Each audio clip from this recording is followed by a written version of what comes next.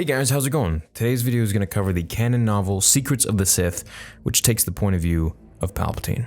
Now, in the past, you've heard me make a lot of videos and talk about the Secrets of the Jedi, which takes the point of view of Luke Skywalker. It was a pretty interesting book, and I really enjoyed it. The Secrets of the Sith is essentially the exact same thing, but the inverse, and taking the point of view of Palpatine. And today, we're going to be taking his point of view of the world between worlds. Now, if you don't know what the world between worlds is, it was in Rebels, and it's where Ezra was able to open the world between worlds, which is extremely difficult to do.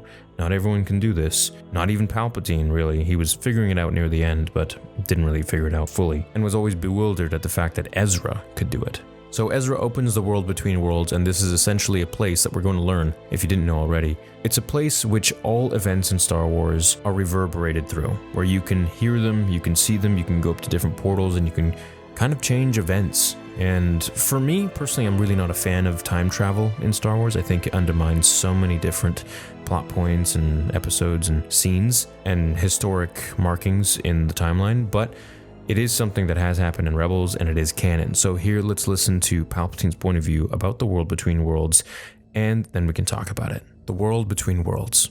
Beyond the known galaxy, beyond even the unknown regions, lies something far greater. The world between worlds. This mystical realm connects all of time and space, creating a conduit between the living and the dead. Those who control this plane would possess mastery over all of existence, but gaining access has proved an unexpected challenge. A gateway to the world between worlds was once opened in a lost temple on Lothal, but the portal was destroyed before I could seize the power within.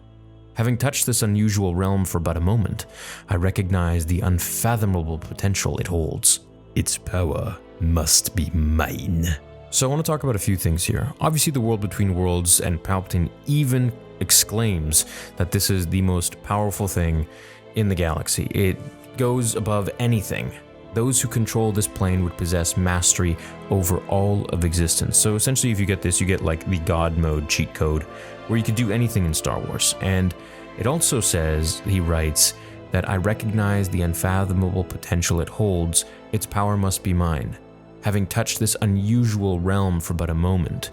And we remember when he put his hands, his tendrils, his force powers into the world between worlds, he had to use some sort of a Sith magic in Rebels in order to open that portal and connect himself to it. So it can be done, but it isn't as official as opening the portal itself like Ezra did.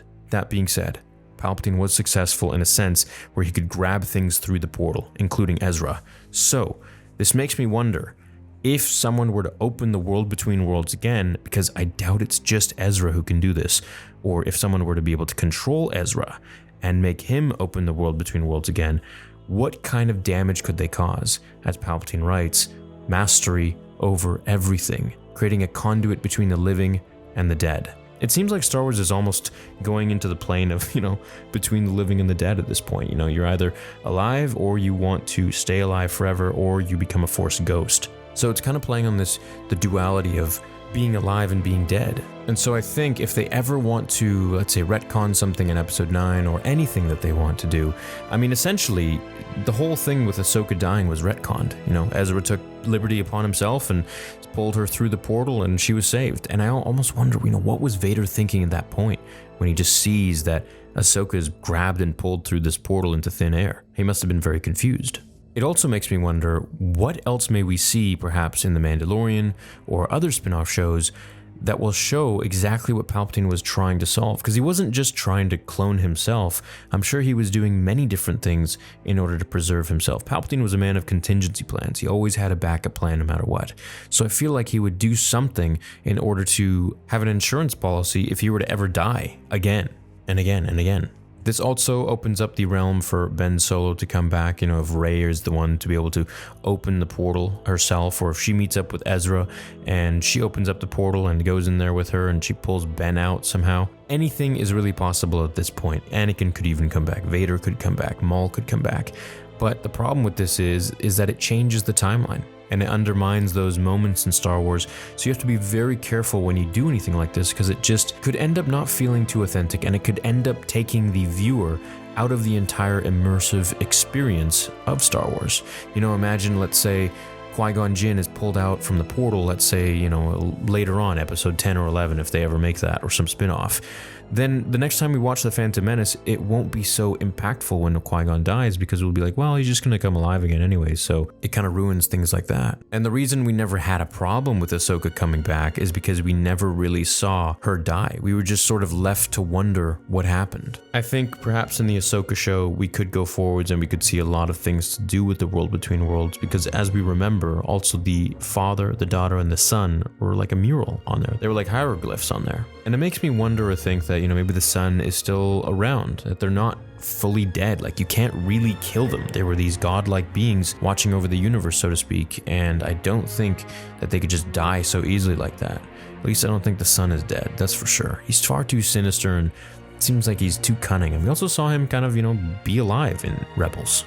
Now, if anyone in Star Wars wants to have mastery over all of existence, it's definitely Palpatine. So I could see him, or having, you know, one of the Sith cultists try to open this portal or create some sort of a portal that could open, maybe with some more of that Sith magic, and they could bring him back. But this time, you know, going to his younger, youthful self and bringing him back that way. I know I ship this a lot. I really want to see a young, full-powered Palpatine. I think it's something that's super interesting, and it would just be badass to see, you know, this young Palps return in the corporeal form, and maybe even with his master, maybe even with Plagueis, and we could see a whole arc with that. Kind of like a young Thanos like they did in Endgame. That's really the only time I think I would be okay with time travel, just because I want to see that so badly. Otherwise, I'm definitely the most interested in a young Palpatine show. But that's derailing from this video. So that's my thoughts on the World Between Worlds. That's Palpatine's point of view on the World Between Worlds. It is canon, so he does know it exists, and it makes me wonder, you know, how many more things are they going to put into this book from Palpatine's point of view? We have the Aeon Drive, which allows you to bring back the dead. We've got the World Between Worlds, which is a bridge between the living and the dead, and allows you to have mastery over everything, including the Force.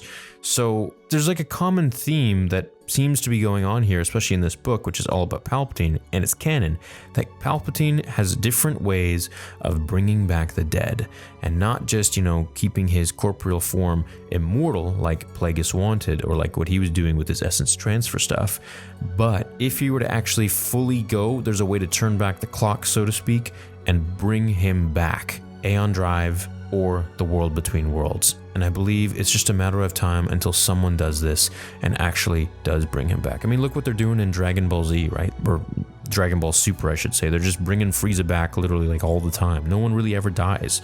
It's almost like it's like a full-on comic book. It's like Marvel at this point. I don't want Star Wars to get like that because, as I said, it undermines so many situations and characters. But if they can find a way to bring back a version of Palpatine where he can understand what has happened to him in the future, maybe from a different timeline or something, then I think that would be pretty cool to see, at the very least in like a vision, you know? It would be cool to see him in a vision as a young Palps, or maybe even a simulation. Thanks for watching this video. I hope you enjoyed it. Let me know what you think below of the World Between Worlds. It is a cool concept, but I just don't think it has any place in Star Wars. I think it's far too dangerous to be left alive. Have a great rest of your day or night, and I will see you in the next episode. Until then, remember, the Force will be with you. Always.